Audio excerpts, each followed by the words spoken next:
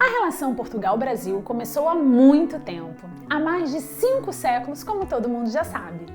Mas, de uns tempos para cá, a relação entre os dois países tem ficado cada vez mais estreita. E essa ponte aérea tem sido embalada por uma trilha sonora composta por canções de artistas portugueses e brasileiros. A Sociedade Portuguesa de Autores representa os interesses de mais de 20 mil autores portugueses e estrangeiros e gere os direitos dos autores. A SPA é uma cooperativa fundada em 1925 para a gestão e representação dos direitos de autor de todos os segmentos artísticos. Já a União Brasileira de Compositores é uma associação dirigida por autores cujo principal objetivo é a defesa e a promoção dos interesses dos titulares de direitos autorais, além, é claro, da distribuição dos rendimentos gerados pela utilização das músicas. Fundada em 1942, a UBC atua com excelência em tecnologia da informação e transparência, representando mais de 40 mil associados. O Papo de Música celebra o acordo de reciprocidade entre essas duas sociedades. Por isso, a SPA e a UBC estão juntas nessa ponte aérea Portugal-Brasil. Alô, alô! Sejam muito bem-vindos ao Papo de Música. O programa dessa noite está muito especial, uma verdadeira ponte aérea. Eu estou conversando com duas mentes inquietas, com duas mentes incríveis, com duas canetas afiadas, com dois artistas que fazem parte do que a gente chama de nova música popular brasileira e nova música popular portuguesa. Sejam muito bem-vindos, Russo Passapusso e Capicua. Tudo bem, queridos? Tudo ótimo. Tudo ótimo, obrigada. Que alegria encontrar vocês dois, mesmo que seja por uma tela. Muito feliz de encontrar vocês, de conversar com vocês e muito grata também por vocês terem aceito esse convite. Eu vou começar com a Capicua, que é uma das cantoras, uma das rappers mais importantes de Portugal. O público brasileiro já conhece um pouco do trabalho da Capicua. Ela tem um disco muito bonito com Emicida e com Rael. A gente vai falar mais sobre isso ao longo desse papo. Mas, Capicua, eu queria que você começasse contando um pouquinho pra gente como é que começou a sua relação com o Brasil, porque, afinal de contas, você, além de ter um disco luso brasileiro, o seu disco mais recente também é inspirado no Brasil. Então, eu queria que você falasse um pouquinho sobre isso. Então, antes de mais, obrigada pelo convite e muito feliz de estar aqui. A minha relação com o Brasil começou porque eu sou uma amante da língua portuguesa e tento mesmo por militância quase consumir mais cultura lusófona do que cultura anglo-saxónica. Nós vivemos num mundo que é dominado pela cultura, sobretudo a produção cultural americana, mas não só, e eu tento consumir o máximo música em português, cinema, televisão, humor, tudo o que houver em língua portuguesa. E claro, o Brasil é o maior país de língua portuguesa, tem uma produção cultural incrível e obviamente desde miúda que estou habituada a ouvir falar português do Brasil, porque em Portugal nós consumimos muita música brasileira, muita novela brasileira desde logo, mas sobretudo também os meus pais eram muito fãs do Chico Buarque, do Caetano Veloso, então desde pequenina que eu acompanho a música brasileira, de certa forma, e à medida que me fui interessando por música, na adolescência, etc., fui sempre acompanhando o que se fazia no reggae, no rap brasileiro, na MPB, já para não falar da literatura, do cinema, das séries, do humor, e de facto sou uma apaixonada pelo Brasil, porque acho que de facto é um país de uma cultura extraordinária e de uma diversidade incomparável, e fui me sentindo cada vez mais próxima, ao ponto de o algoritmo às vezes pensar que eu sou brasileira, porque eu moro no Porto e quando eu procuro, sei lá, agora já não acontece tanto, mas os algoritmos funcionam melhor, mas até há pouco tempo se eu escrevesse no Google dermatologista Porto ou pizzaria Porto, ele sugeria Porto Alegre. Então ele automaticamente, pelo meu consumo cultural e musical e aquilo que eu faço, e as minhas pesquisas, o Google acha que eu sou brasileira. E depois, claro, com as idas ao Brasil, com as parcerias com o Emicida, com o Rael, com quem aprendi muito e com quem tenho uma grande troca e uma grande amizade, fui também tendo a oportunidade de fazer música com outras pessoas, nomeadamente com o Rincon Sapiência, com a Carol Conká, com a Malu Magalhães, e então tem sido um estreitar de parcerias e um firmar de amizades que se intensificou nos últimos anos pelo meu envolvimento também com a música e com o rap em particular e com língua franca especialmente, não é? Com o Emicida, com o Rael, com o Fiote, etc. Muito bom. Ô, Russo, como é que começou a sua relação com Portugal? Musicalmente falando, porque nós brasileiros, a gente já nasce com uma relação né, genética com Portugal, seja ela distante ou estreita, a gente já tem essa ligação. Mas musicalmente, como é que começou a sua ligação com Portugal? Então, eu sempre reconheci os sons do Nordeste ali, o Elomar, os cantos dos trovadores. Eu sempre me perguntei por que aquela herança sonora, como é que as pessoas apareciam ali de um local que só tinha lida com gato, com os animais, com a natureza, e de repente conseguiam fazer versos que ancestralmente me levavam mais para essa relação de trovadorismo, numa construção das violas, uma construção melódica, muito alinhada a isso. Então, na música sertaneja, de onde eu venho, do interior da Bahia e tudo mais, Senhor do Bonfim, né, Juazeiro, esses lugares, eu sempre enxerguei isso de uma forma, o próprio aboio, essas imagens sempre me atiravam a isso. Só que chegando na capital e tendo um contato com o Baiana System, tendo contato com esse elo todo, já com a coisa mais litorânea, diaspórica e tal, aí eu comecei a perceber isso mais frontalmente, né, com a coisa da imagem, né, mais imagético, porque o Felipe Cartacho, que é a pessoa que trabalha a parte de imagens do Baiana System, é uma pessoa que vem de Portugal e estabelece paralelos com o Pelourinho, né? Paralelos de imagem. Então você vê, no interior da Bahia, que é sertão, que não tem mar, né? Eu consigo ver todos os sons e ouvir todos os sons de Portugal vindo naturalmente, né? Como a gênese que está no nosso sangue natural. E quando eu vou para a capital, eu vejo isso como imagens, como completando essa sensação audiovisual. E de forma de que a gente coloca como sentimento, naturalmente por causa dessa relação do português mesmo e de todos os êxodos que acontecem para Portugal, seja através de uma buraca, quando a gente ouve que quer fazer isso, ou o pessoal de Angola, ou da língua, ou como Portugal também faz as fusões das línguas dentro da história, a gente absorve muito os MCs e tudo. Então, acho que é um caldeirão de informação que vem de dentro para fora. É mais um auto-reconhecimento, né? Do que você ver algo que está lá fora e não faz parte da gente. Muito bom. Você sabe que o seu disco Paraíso da Miragem, eu reconheço várias coisas de Portugal. Eu reouvi ontem até, depois, enfim, que a gente tentou gravar e tal, e eu falei, gente, realmente essa coisa de... a língua portuguesa, ela é muito... o seu disco poderia ser de um cantor português, angolano, soteropolitano, carioca, talvez, porque tem muita mistura, né? Eu sinto que quanto mais eu vou... Mas é isso que eu acho muito... Pode falar, Capu, por favor.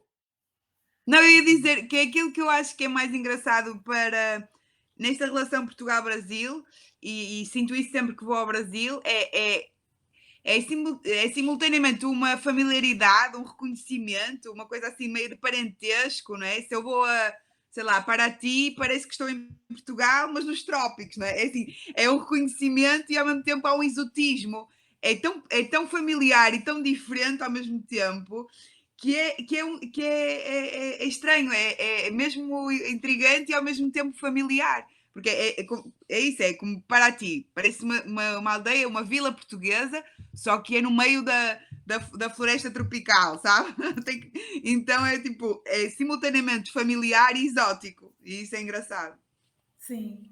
Eu sinto que quanto mais a gente vai assim, pelo menos na minha experiência, quanto mais eu vou para minhas referências, você citando o Paraíso da Miragem, quanto mais eu volto para o interior, quanto mais eu volto para a roça, para a lida rural, quanto mais eu volto para isso, mais as melodias e os encaixes da música portuguesa vêm sem nenhuma forçação de barra, assim, a coisa já acontece. E eu achava que não, por estar mais perto do mar e olhando ali para o oceano, eu ia receber essas mensagens mais diretas e tal. É engraçado isso, mas é Sim, muito sim. bonito. Eu vejo nesses artistas aí todos, né, na coisa da construção mesmo, das cordas, do violão, dessa relação toda que bate como um raio, assim. Parece que a gente realmente vai tirando essas diferenças, essas distâncias através da música, né? Sim, sim. Ô Capicua, você nasceu no Porto nos anos 80, né? E você descobriu a cultura hip hop já nos anos 90, através do grafite, e logo depois pela música.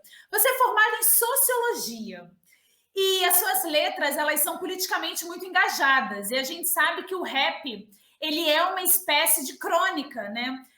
Narra muito a realidade em que a gente está inserido. Então, dá a impressão para a gente que é público que os artistas que compõem rap, eles tendem a ser mais íntimos, eles tendem a colocar para fora uma intimidade que outros compositores de outros gêneros conseguem talvez camuflar mais. Isso é verdade ou é uma impressão minha como ouvinte? Eu acho que há uma tendência para isso. Não quer dizer que não haja rappers que também têm tipo um rap mais menos biográfico ou que assumam uma personagem, uma persona e que façam um distanciamento entre o seu eu civil, digamos assim, e o seu eu artístico. Mas acho que tendencialmente isso acontece muito porque de facto o rap, comparando com outros estilos de música, tem muito texto, não é? Nós temos nós expomos muitas nossas opiniões, as nossas vivências, temos muito assunto, não é? Desenvolvemos os assuntos, os temas de uma forma muito complexa, muito profunda e ao mesmo tempo temos um discurso direito que interpela o ouvinte porque não quer ser música de fundo, não é? Quer captar uma atenção, quer ter um impacto. Então é como se estivéssemos simultaneamente com um megafone na mão, não é? E ao mesmo tempo ao ouvido de quem nos ouve. É um discurso que interpela, que chama o ouvinte, não é? Para que preste atenção e ao mesmo tempo é isso, falamos muito de nós, daquilo que são as nossas opiniões sobre tudo, aquilo que nos inquieta, aquilo que são as nossas causas, aquilo que são as nossas visões de mundo portanto, se calhar noutros estilos de música não há essa polivalência em termos de temas, não é? Sei lá, estou a pensar no soul, que eu adoro. É uma coisa mais emocional, muitas músicas sobre amor, sobre relacionamentos. O reggae, se calhar uma música mais espiritual, mais uplifting. Apesar de que existe soul e existe reggae a falar de temas político-sociais, não é tão normal isso ser uma pauta muito presente. E no rap há toda uma variedade de temas. Há rap a falar de dinheiro, há ténis há rap a falar de amor, há rap a falar de política, há rap a falar sobre rap, há rap a falar sobre tudo. E essa polivalência, ao mesmo tempo a complexidade das letras, faz com que os rappers se exponham de facto muito. As pessoas conhecem as nossas opiniões sobre quase tudo, conhecem a nossa história, as nossas referências. Por exemplo, eu acho que quem me ouve e acho que, por exemplo, quem ouve o Emicida também percebe perfeitamente quais são os livros que nós lemos, quais são as músicas, os discos que nós ouvimos, quem é que nos inspirou, não é? Conhece a genealogia daquilo que é a nossa construção e ancestralidade artística, não é? Eu acho que isso é super forte. Ô Russo, um dos motivos de eu ter juntado vocês dois é porque eu acho, e aí me corrija se eu estiver viajando, porque jornalista viaja, que o Baiana não é rap, mas é rap. Primeiro porque vocês têm uma parceria com o Benegão, que é um dos maiores rappers do Brasil há muitos anos, desde sempre, né? E segundo, eu porque amo vocês o Benegão, também... amo o Benegão. Quem não ama Benegão? E segundo, porque vocês também, nas letras, também dão essa referência de crônica, né? A música, talvez a mais popular do Baiana, a mais radiofônica, enfim, não sei, que é Tire as construções da minha praia, né? Enfim, vocês expõem um problema que estava acontecendo naquele momento. Enfim, você concorda com isso? Que o Baiana também tem esse quê de cronista musical? Com certeza, com certeza. São muitas referências dentro do Baiano ali, né? São muitas pessoas, é uma banda, a construção é muito ampla, trabalha com imagem, tem muitas participações. As participações do Baiana geralmente são pessoas que convivem com a gente, que tem uma troca muito forte, né? É todo um banho, tem o laboratório do carnaval e tudo mais. a minha raiz específica do verbo, né, de colocar letras e tal, veio de uma tentativa conseguida, uma tentativa que a gente conseguiu do Ministério Público, o sistema de som, de na Bahia aqui a gente fazer um sistema de som seguindo ali as histórias da Jamaica, gostando muito de pesquisar coisas da música jamaicana, porque aqui a gente tem um ritmo chamado samba reggae. Então, já na nossa matriz, o nosso ritmo de matriz para poder fazer esses trabalhos já era samba reggae. Já era uma matriz que tinha samba e tinha reggae, já era uma matriz misturada, né? E já tinha essa pluralidade, essa história do sincretismo musical que vem acompanhado com tudo isso. Então eu tentava fazer reggae e as pessoas falavam que era repente. Eu tentava fazer raga e a galera, não, Russo, isso é repente. Aí eu caía de novo em... Ai, meu Deus, voltei para Bonfim. Tava querendo ir para Jamaica, voltei lá para o interior.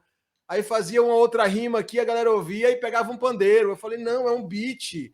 E as pessoas, não, é um pandeiro. E eu ficava sempre tentando olhar para fora, atravessar o continente, atravessar o oceano, e cada vez mais a coisa ia para o sertão, ia para as referências principais. E a gente percebeu que isso de esticar esse elástico estava sempre voltando e batendo, né? A gente caía de novo dentro de uma situação de encontro ali, de conflito com a gente mesmo dentro da linguagem.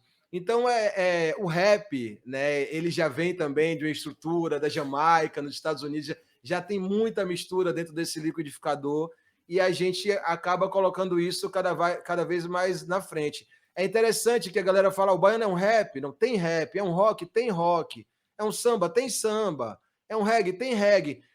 Eu acho que em tudo hoje em dia, se tá Benegão como um cara que canta rap, mas está cantando música popular brasileira, e tá sempre falando de Dorival Caymmi, e tá ali cantando funk até o caroço, de repente ele é um cara do HC, do Redcore, e a cultura hip hop é um dos expoentes que mostram que a gente pode ser plural, que não existe um rótulo específico na nossa música, porque ela nasce sem essa predisposição, sem essa pretensão de ter rótulo, fugindo dos ambientes ali para se libertar dentro de uma linguagem musical. Eu acho que é isso que o rap faz somar tanto na nossa leitura, na nossa vivência, nesse diário imenso que todos passam e que cada um que ouve fala, eu também passo por isso, eu também sou que nem Capicu, eu também sou que nem Emicida, e aí tem uma identificação maior. Ô, Russo e Capicua, uma outra coisa em comum na obra de vocês é o tema gentrificação. E eu acho isso muito importante porque estamos passando todos por isso, assim. Eu acho que não é uma questão brasileira, não é uma questão portuguesa, é uma questão do mundo inteiro. E aí, a partir disso, eu queria perguntar para os dois a mesma coisa. Como é que a gente encontra, vocês, artistas, encontram poesia num mundo tão... Eu vou usar as palavras de Jardim Macalé, num mundo tão trevoso? Eu acho que para mim é uma questão de gestão. Eu acho que aquilo que me incomoda, quando algo me incomoda, quando algo me preocupa, quando algo me entristece, e eu começo a pensar sobre esses temas através da escrita e da música, há um processo de catarse, de distanciamento e de reflexão que me ajuda, por um lado, a posicionar-me e a resolver alguma inquietação e às vezes a revolta e o sentimento de injustiça, mas também a tornar de fazer algo de positivo, né, daquela experiência ou daquela questão que me incomoda. Eu digo que é uma espécie de máquina que transforma merda em ouro. E a música para mim serve muito, muito para fazer isso. E acho que ao mesmo tempo também serve de ferramenta para mudar o mundo, de megafone para ampliar a minha voz e tentar espalhar a mensagem, espalhar a informação, ou seja, tentar contribuir para a mudança de mentalidades, para que as pessoas reflitam sobre aqueles temas que eu acho importante e, portanto, para ser parte da solução e não apenas ficar-me pela revolta com o problema, não é? E acho que isso resulta porque a música tem um poder emocional que faz com que as palavras tenham um duplo impacto. E se às vezes parece que tentam remeter a música a uma categoria de entretenimento, não é? Eu acho que cabe-nos a nós relocalizá-la ou reposicioná-la na categoria de arte, não é? E a arte tem que ter esse caráter disruptivo, tem que ter um impacto, tem que gerar uma mudança, uma transformação e às vezes até um incómodo. E portanto, é por um lado por um lado uma questão egoísta, né, de eu própria fazer a catarse e a digestão daquilo que me incomoda, e por outro lado é uma questão altruísta de eu tentar contribuir o máximo possível para a mudança do mundo no sentido que eu acho positivo, né? É um bocado isso. É isso. Difícil complementar, porque é justamente isso. Ouvindo a Capicua falar, eu lembrei muito da música dela, que é a Passiflora, né? No meio por fim, ela cita Uhum. muito isso, arrepia ali, porque você sente que nessa música ela adentra na coisa racional, e aí do meio para o fim ela entra na coisa sentimental. Me perdoe assim, mas foi meu sentimento foi como me arrepiou, né? Benegão fala, caçadores de arrepio, a gente fica muito brincando com isso. Então entra um emocional e de repente esse racional com esse emocional ele cria um terceiro fator, que é esse instinto espiritual, que onde você reconhece e sai o elo do corpo físico, do visual, de quem é o visual da Capicua, de onde ela vem. Você perde todas essas referências e fica ali uma centelha muito forte, é a pura poesia, do meio para o fim da música é de chorar, é de arrepiar, você sente tudo isso quando ela fala do que não precisa, se eu fosse, se eu não fosse, e descaracteriza totalmente o corpo físico e se coloca como uma pura poesia. Então, no exemplo da música da própria Capicua, que vocês forem ouvir, vocês já vão entender a resposta perfeita para essa música, é incrível. E fora isso, eu acho que eu tenho uma relação com a poesia, uma relação de que, além de eu encontrar a poesia, eu sinto que ela me encontra. E que eu tenho que ter uma situação de respeito, por isso que eu fico me mantendo ali. Ah, eu vou ficar aqui quietinho, eu vou ficar aqui, eu vou falar isso, eu vou para aquele lugar, eu preciso sofrer isso, vou amar direito, vou respirar direito, vou comer direito, porque a poesia precisa me encontrar. E a gente sabe que a gente está em um lugar que a gente não move todas as coisas, e as coisas, às vezes, a gente é movido por essas coisas. Então, junto com esse sentido altruísta e o sentido também de egocentrista de todo artista que a Capicua colocou, tem ali um sentido que a gente não controla, que é o nosso lugar no mundo e aonde o raio bate na nossa cabeça. É uma dádiva, é um presente, né? Ô, Russo, a MPB e a música popular portuguesa também, ela tem se renovado todos os dias. Fazemos parte de uma geração muito criativa. Como é que a gente pode, e você como artista, modernizar um gênero sem violar as bases dele? O Baiana faz isso muito bem, né? A gente faz isso muito bem. Essa régua e compasso é muito difícil falar, porque assim, Gilberto Gil, todas essas pessoas, elas fizeram o caminho, né? A gente estava numa mata cheio de fruta, cheio de planta para viver, e de repente vinha um caminho pisado por ali, né? Tem um caminho que alguém já fez por ali. Tem muita relação. Hoje em dia eu vejo tudo com esse caminho, com a ideia da ancestralidade, com a ideia da busca de como isso acontece. Mas em relação aos ritmos, eu tenho para citar a Nação Zumbi, eu tenho para citar o Mangue Beat, o próprio Samba Reggae, Ramiro Mussoto, né? O professor Smetak, que trabalha com sons aqui e é incrível, trabalhou e tal, né? O Corroita, muita história, o Tom Zé, todas essas pessoas, elas já colocaram na base da mistura, de ter várias coisas dentro da gente. Eu acho que isso, principalmente, faz parte desse nosso conceito inicial, da ilha de Taparica até Salvador, até o Rio de Janeiro, de miscigenação e misturança, né? Dentro das nossas quilombagens e de todas essas relações que tivemos, isso vai se fazendo dentro da gente com uma força tão grande que não tem como fazer uma música que não seja assim. Às vezes as pessoas perguntam, como é que você consegue misturar? Eu não sei fazer diferente e eu não sinto que eu estou misturando. Então é isso, já é assim. Ô, Capicua, o rap é o gênero musical mais ouvido do mundo, né? De uns 5 anos ou 6 anos para cá, ele ultrapassou o rock. E como é que é o mercado para as mulheres em Portugal que cantam rap? Porque aqui no Brasil a gente ainda tem um mercado muito restrito para as mulheres, embora elas estejam cada vez mais conquistando espaço, mas especialmente no rap ainda é muito restrito. Como é que é em Portugal? Eu acho que a situação do rap de mulheres em Portugal é muito parecido com o que acontece no Brasil, mas a uma escala muito mais pequena e com alguns anos de atraso. No sentido em que, por exemplo, apesar de ter havido bastantes mulheres que começaram uma carreira no rap antes de mim, eu fui a primeira a conseguir ter uma carreira longa e com uma discografia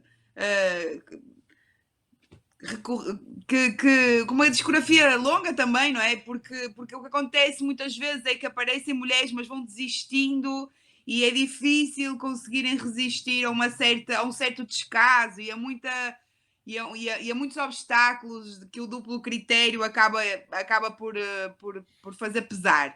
Ultimamente, eu acho que com esta coisa toda da internet, das redes sociais e da democratização da promoção e divulgação de música, tem aparecido mais gente, mais mulheres e com sucesso, e acho que começa a haver também uma maior igualdade naquilo que é a avaliação do que é o sucesso do rap feito por mulheres e homens, porque estamos, a bem ou a mal, numa fase em que o sucesso é uma coisa que é muito quantitativa, não é? E então o duplo critério não consegue ocultar quando há uma mulher que consegue ter muitos streams ou muitas views e acaba por equilibrar um bocadinho, apesar de eu achar que contabilidade não é um bom método de avaliar a qualidade musical de ninguém, mas neste caso em particular acho que acaba por tornar é mais difícil ignorar, não é, as conquistas das mulheres que vão aparecendo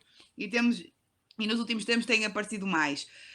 E também acho que já não há tanto preconceito em relação ao rap feito por mulheres. Por exemplo, quando eu comecei, havia uma ideia que o rap feito por mulheres não tinha qualidade, era assim uma coisa que só servia para uns refrões de umas canções de amor, sabe? E que não valia a pena enquanto... Pronto, não tinha qualidade artística. E hoje em dia acho que isso também já mudou e, portanto, acho que estamos agora sim num novo começo de uma fase em que poderá ser mais visível essa evolução. Mas para dar um exemplo, a primeira vez que eu fui ao Brasil tocar, que foi em 2014, no Festival Terra do Rap, conheci a Nega Giza, porque ela estava a apresentar a noite, e quando eu a conheci, comecei a conversar com ela, fiz-lhe imensas perguntas, e só passado meia hora de estar ali a fazer perguntas é que me apercebi que foi a primeira vez que eu conheci uma rapper mulher mais velha do que eu, que tivesse tido uma carreira antes da minha geração, digamos assim. E que até então eu só tinha tido a oportunidade de falar com rappers homens mais velhos do que eu, porque em Portugal não havia ninguém. E só quando eu falei com ela é que me apercebi como me fazia falta, não é? Ter aquela conversa e perguntar como é que foi para ela ter filhos e fazer rap, não é? Envelhecer no meio do hip hop enquanto mulher, como encontrar um espaço, sendo que ela depois deixou o rap, mas continua ligada à cultura hip hop, todo esse processo. E só mesmo quando eu estava com ela é que me apercebi da importância de termos essas referências, não é? E de como para mim tem sido uma descoberta e de facto tenho tentado inventar como é que posso posicionar-me a minha música no contexto do rap feito em Portugal, sem grandes referências para me guiar, além dos meus pares homens, obviamente, e de alguns exemplos internacionais, como quase todos os rappers olham para os Estados Unidos, ou no meu caso, para o Brasil, para perceber quais são como é que se faz essa evolução, como é que é esse crescimento. Até porque eu acho que o rap o público, sobretudo, do rap é muito juvenil e é diferente porque eu acho que os homens do rap envelhecem mais como o Peter Pan, sabes? Têm o mesmo estilo de vida, vestem-se da mesma forma, têm os mesmos amigos aos 15 ou aos 40, sabes? E nas mulheres não é bem assim. E acho que, para mim, descobrir e ressignificar a minha própria identidade enquanto rapper, sendo mulher, nos 30, com um filho, sabe? Tem sido uma descoberta que eu acho que me teria sido mais fácil se tivesse mais negagizas por aqui para perguntar coisas. Muito interessante esse ponto que você está trazendo, Capicua. Ô, Russo, Capicua está descrevendo uma situação que ela viveu no Brasil, ela conheceu a Nega Giza aqui, quando ela se apresentou aqui. Você tem alguma situação interessante para descrever quando Baiana foi se apresentar em Portugal? Vocês que têm um som também muito afro-latino, como é que foi essa explosão do Baiana em Portugal? Eu tenho uma situação engraçada. Quando a gente foi tocar, acho que foi em algum desses lugares, que a gente muda direto o repertório, e aí o Baiana tem como ficar mais pesadão, mais rock, ou mais samba duro com duro, ou a gente consegue ficar mais Jamaica, mais dub, e aí a gente ficava mudando essas relações de acordo com a região que a gente ia tocar. E teve uma vez que eu fui tocar em Portugal, eu falei, galera, a gente tá na praia, é perto da praia o lugar, eu não lembro direito. Vamos tocar reggae, não vamos chegar pesadão rock, gritando, fazendo aquela loucura, tocando os baculê, vem maluco, balaco, balaco. Não vamos fazer isso, não. Vamos chegar na moral, vamos chegar com reggae. Aí a gente tocou a primeira música, a segunda. Na terceira era uma música meio assim, que tinha essas referências de tambor, de tudo isso. Quando tocou essa música, o show mudou de vez. E aí eu olhava pra banda e ficava, muda! Muda, volta, volta. Aí eu ficava gritando, África, África, Samba Duro, Cachoeira, São Muito Félix, bom. volta. Quer dizer, eu queria, pela geografia, pelo mapa, passar por aqueles lugares que eu não acreditava que aquele lugar de Portugal tinha trânsito e era ali que tinha tocado todo aquele público. E a gente virou o show todo para tocar tambor, botou as percussão na frente, o show todo tocando frase rítmica, tambor, fazendo samba duro, samba junino. As rimas que eu estava colocando eram todas rimas também que vinham com esses patuá, porque eu queria cantar algo que a galera entendesse mais, e na terceira eu percebi que não era o entendimento do ouvido, mas era outro entendimento que estava rolando ali. E ali foi meu primeiro elo que eu tive em relação a essa coisa engraçada de trabalhar. A outra coisa eu encontrei, eu acho que é Bezegol, né? É Bezegol o nome dele, um MC. Fui na casa dele, ele me mostrou as coisas, um cara falou da vivência dele. Eu ficava olhando para ele assim, sem acreditar, ele falando dos trabalhos digital. Eu tive um aprendizado muito grande com ele também. A quebrada dele lá, o pico que a gente conheceu foi bem interessante. E basicamente essa relação. Eu fico muito olhando para as estruturas da descoberta, de como o Caramuru chega aqui, de qual foi esse navio que naufragou, e de como ele ficava como cobra ali, como ele se deu a permissão de se misturar, e como ele com Catarina, com Paraguaçu, foi para lá, e como se casa lá e volta. Então, essas coisas que muitas das vezes para a gente parecem fábulas, e a gente prefere olhar para a vida real mais coisas sofridas e não essa relação, elas também transitam com uma paixão e com a descrição do que é essa relação que a gente tem de Brasil e Portugal. Fora isso, quando eu vejo uma costa como Cidade Alta, Cidade Baixa, que tem aqui em Salvador, em Portugal, eu fico louco. Assim. A primeira vez que eu vi isso, eu ficava tentando na mente jogar aqui o elevador Lacerda para frente de Portugal para me entender realmente como foi a coisa. Assim. Então, é uma busca maravilhosa, que vai de imagem, vai em tudo. Olha, gente, o papo tá uma delícia. Eu ficaria com vocês assim mais 5 Cortou, horas, mas Capicô, a gente cortou. tem que encerrar. Eu queria perguntar para vocês dois, antes da gente ir para nossa palhinha final, qual é o papel, na opinião de vocês, do artista em 2021? Mudou muito desde quando vocês começaram para hoje em dia? Vocês acham que de alguma maneira o artista de 2021 precisa se posicionar mais socialmente falando, politicamente falando? Qual é o papel do artista, na opinião de vocês? Eu acho que num mundo tão polarizado como é o mundo de 2021, não é? Em que até pela toxicidade do discurso nas redes sociais, pelo crescimento da extrema-direita, pelos antagonismos extremados que se criaram e pela situação tão dura em que estamos em termos pandémicos, acho que mais do que nunca a música e a arte no geral têm o dever de cultivar empatia. Eu acho que aquilo que muitas vezes nos faz sentir no lugar do outro, é quando vemos um filme, ou quando lemos um livro, ou quando ouvimos um som que nos emociona, não é? E de repente identificamos-nos, conseguimos perceber o que é estar na posição do outro e sentirmos-nos parte do mesmo corpo, da mesma humanidade com H grande, não é? E eu acho que todos os artistas têm um bocadinho esse papel, não é? De através dessa capacidade emocional de nos conectarmos, cultivar a empatia, que é um valor tão necessário, não é? No momento em que estamos, e a única solução, eu acho, para que nos tornemos mais solidários de novo, mais próximos, com mais capacidade de ouvir e com mais capacidade de perceber o que é estar nos sapatos do outro e poder entender melhor, às vezes, algum posicionamento que nos choca ou que é completamente antagónico com os nossos próprios valores ou com a nossa história, com a nossa experiência. Eu acho que isso é muito necessário. Com certeza. O caminho ainda mais agora que está tendo esses momentos assim, é interessante falar porque no Brasil a gente vive um momento um pouco diferente do momento de Portugal, esses momentos todos, a relação do negacionismo aqui foi muito brutal, o que só amplifica e fermenta, coloca mais fermento em todo esse contexto que a Capicu acabou de falar.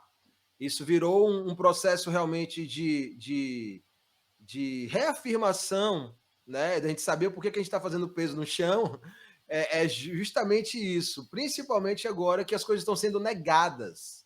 Então, o rap, as linguagens, a música brasileira dentro de tudo, a ditadura, a nossa música que foi construída de Caetano, de Chico, que tem essa geração mais presente que a gente ainda consegue entender, ela foi construída e ela passou por isso tudo.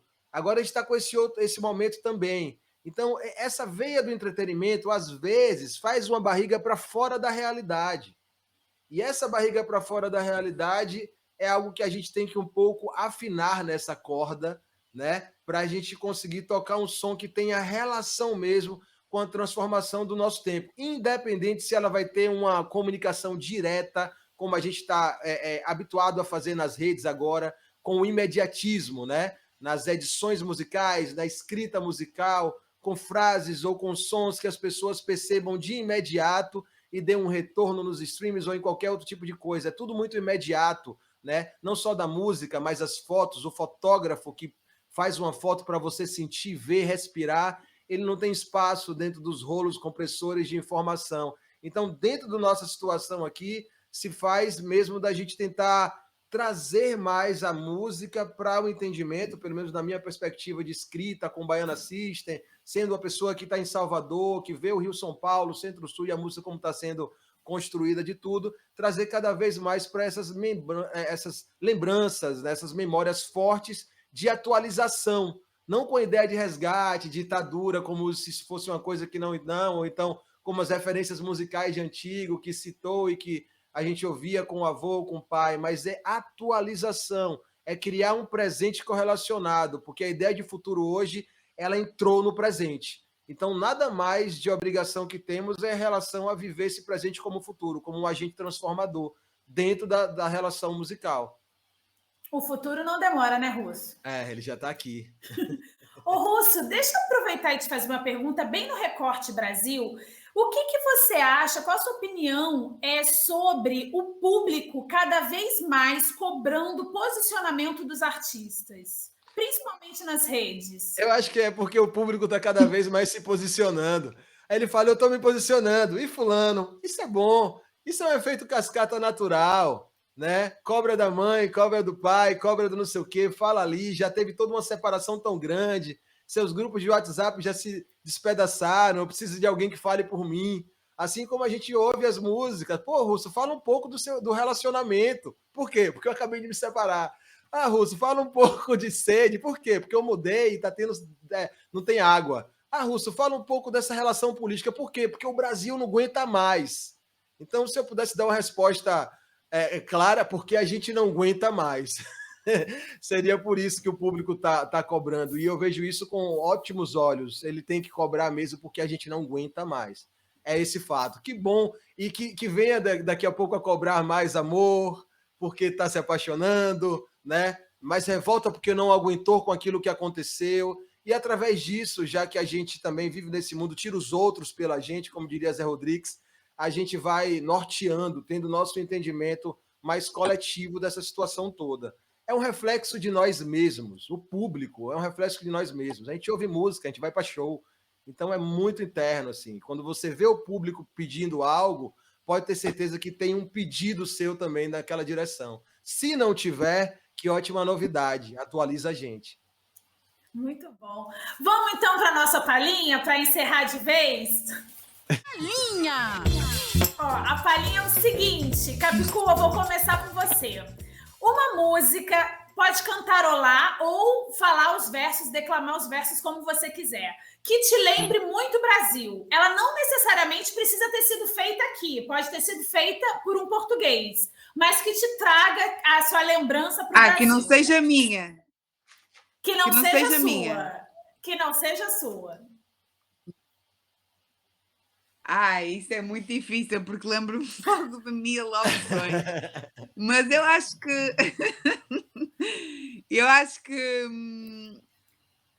qualquer música do Caetano, eu não consigo escolher nenhuma, mas acho que o Caetano, ou melhor, sei escolher uma, a língua do Caetano. Eu acho que o Caetano é um ótimo exemplo da forma como o Brasil consegue criar música inventiva, sincrética, que inventa novas palavras, inventa novas formas de dizer, de cantar, de tocar, e acho que eu invejo muito isso na relação dos brasileiros com a língua portuguesa, porque aqui em Portugal há uma espécie de solenidade, nós tratamos a língua portuguesa como tratamos os avós, que é tipo, de uma maneira familiar, mas com muito respeito, não é? E o brasileiro tem mais aquela coisa de brincar mais, de não ter aquela, sabes, aquela medo de transformar e de misturar e de estragar, então tem uma liberdade que eu acho que o Caetano Veloso personifica, sempre muito respeitador da gramática, não é? Que ele é todo ele é o rei cuidadoso com a língua, mas acho que a língua é uma letra que mostra bem a inventividade do Caetano e representa muito bem a forma como o Brasil transformou a língua portuguesa através da música. Muito boa escolha, Russo. Vamos lá. Uma música que te lembre, não precisa ter sido feita por um português, mas que te lembre Portugal. Tá. Eu vou fazer um link com essa coisa do Caetano. Eu não sei, quando eu era pequeno, eu ouvia muito assim, acho que já falei para as pessoas, sempre falo isso, que eu sou apaixonado, e minha primeira imagem musical foi aquela música lá em Bonfim, tinha um professor de violão que tocava na praça e eu ficava sentadinho ouvindo, e ele cantava As Velas do Mucuripe. Eu sou muito apaixonado por essa música, e depois eu descobri que num livro de Caetano ele cita o verso que me pegou e fez... Quero calça nova de riscado, paletó de linho branco, que até o mês passado lá no campo ainda era flor. Eu vi essa imagem quando ele cantou, e Caetano cita também essa imagem como algo esplêndido e tal, em algum livro, se eu não me engano, e eu sinto essa imagem passar com um canto poético, forte de tudo, quando liga tudo, quando tem uma relação com o arrastar da situação, né? Mas não é arrastar porque é talento, é porque é muito conteúdo de emoção. Então a música vem como fado, ela tem muito conteúdo, ela chega como tango, ela tem muito conteúdo, ela chega como a cúmbia, ela tem muito conteúdo, ela chega com ritmos que precisam dessa relação mesmo, de ondas, para que a coisa aconteça. Eu acho isso muito bonito, e isso me leva para uma herança maravilhosa, uma relação maravilhosa com Portugal, claramente. Olha, gente, eu estou aqui sem palavras para agradecer vocês dois. Muito obrigada por terem aceito o convite, por essa troca. Obrigada. Eu sou muito feliz de ser contemporânea de vocês, porque eu fico aprendendo o tempo inteiro, ouvindo o tempo inteiro. Russo, sou sua fã, presidenta do fã-clube. Adoro você sabe disso, adoro o seu trabalho. Capicua, muito obrigada pelo tempo, pela simpatia. Obrigada. Gente, eu fico tão feliz de ter sido escolhido para estar do lado da Capicua aqui.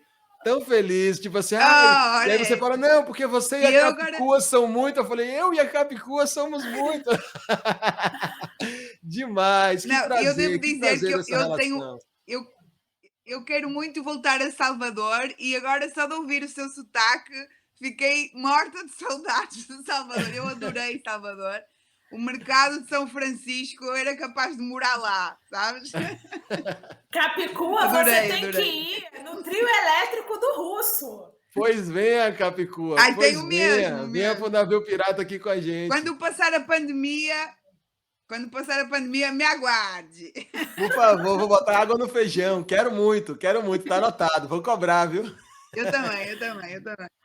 Muito obrigada Tá a vocês prometido. dois. Muito obrigada a todo mundo que acompanhou esse papo. Delícia. Continue sempre assistindo as entrevistas do Papo de Música, porque entrevistas como essa, ainda bem, tem muitas aqui no canal. Um beijo grande e até semana que vem.